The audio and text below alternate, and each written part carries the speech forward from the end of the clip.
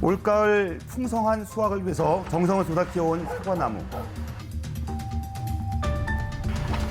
그런데 이 수많은 나무가 무참히 지금 뽑혀 나가고 있습니다. 왜요? 뿌리채 뽑아버렸어요. 하늘이 무너지죠. 자, 보시죠. 온몸이 검게 타들어간 나무는 열매를 맺어보지도 못한 채 파묻혀 버렸습니다. 예, 병에 걸렸네. 농민들한테는 굉장히 억울하고 힘든 부분이고. 과수원의 출입 금지 명령이 내려지고요. 나도 몰라 그래. 아이고, 어떡해. 농민들은 떨어진 열매를 망연자실하게 바라볼 수밖에 없습니다. 과수 농가가 시름에 빠진 이유, 대체 뭘까요?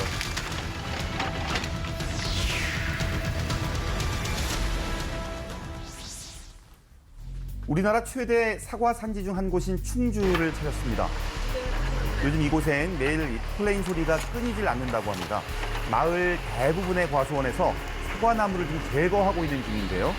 이 농가에서만 300그루가 넘는 나무가 뽑혀 나갔습니다. 이야.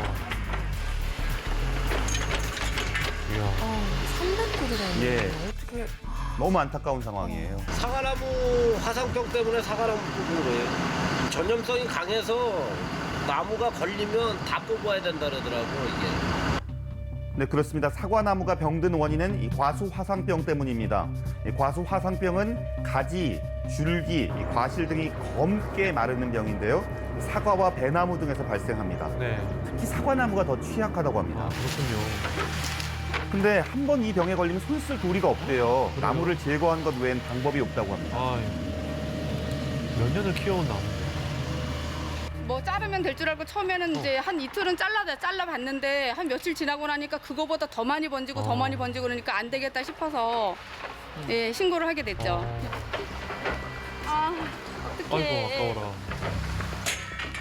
네, 약 20년간 온갖 정성을 다해 키운 나무가 하루아침에 사라져버린 거잖아요. 20년을 키운 나무. 예, 그 심정은 정말 막막함 그 자체겠죠. 아유, 20년 키운 나무를, 아우, 아까워라. 마음 아프죠.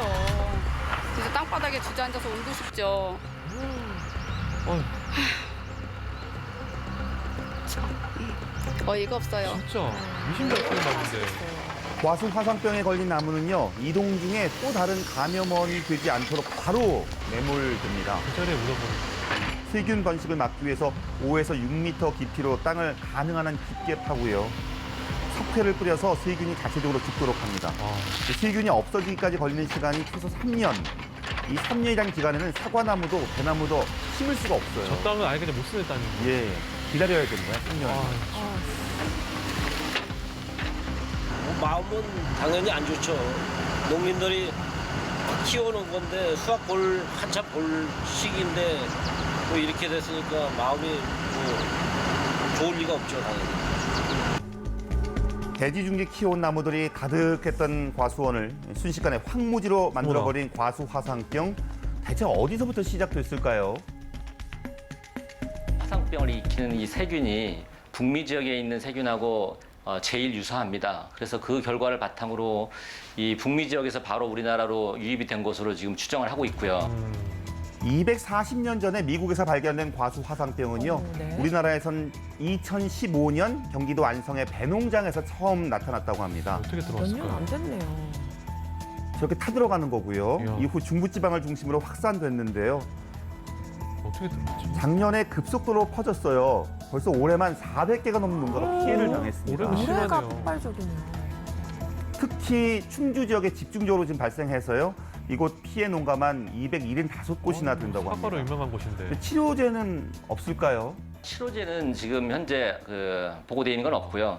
실제로 그런 식물병인 경우에 그렇게 뭐 100% 치료가 되는 경우는 굉장히 드물다고 보시면 되고요. 병증을 보이는 나무는 가능한 빨리 제거를 하는 게 가장 좋은 방법입니다. 치료제가 없는 상황이고요. 감염은 인근으로 지금 확산되고 있습니다. 소장 크기의 과수원입니다.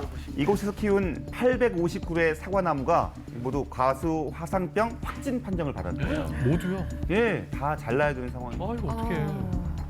저기 화상병 확진이 나서 19일 날 이제 가수원을 매몰을 할 예정입니다. 그럼 여기 2,200평을 다 메모. 예, 아이고. 다 매몰을 하는 겁니다. 전체 나무를 다 매몰을 하는 겁니다. 아이고.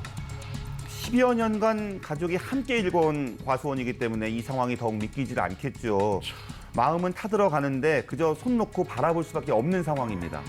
전염력이 굉장히 강한가 보네요. 예. 근데 이거를 3년 동안은 이 땅에다가 뭐를 해야 될지 너무 암담하죠. 저 나도 몰라볼라 그래. 그동안의 노력이 물거품이 돼버린 상황에 절로 먹먹해집니다. 문제는 나무들뿐 아니라 과수원을 일군데 썼던 수많은 자재들도 모두 예. 철거를 해야 된대요. 좀 돈이 상당할 텐데. 네, 세균이 묻어있을 가능성이 높기 때문인데 못 쓰는구나 저것도. 설치 비용도 많이 들잖아요. 네. 그러니까요. 2,000평 정도 하려면은 한 3천만 원 이상 정도 덕시설이 한 3천만 원 정도 들어가는 걸로 알고 있습니다. 아까워. 이런 거 준비하는 게. 예예예. 그럼 이거 고철로 팔면 얼마 정도 나올까요? 글쎄요 뭐 대략. 한 10만 원이나 나올까요? 10만이요. 땅에 묻은 세균이 모두 죽고 다시 나무를 심어서 사과를 수확하기까지 걸리는 시간이 7년에서 8년 정도 드는데요. 농민들에겐 너무도 가혹한 시간이겠죠. 네. 8년이면. 그런데 올해 초 과수 화상병 지침이 변경됐습니다. 지난해보다 손실 보상금이 좀 줄었고요. 네. 농민들 마음은 한층 더 무거워졌습니다.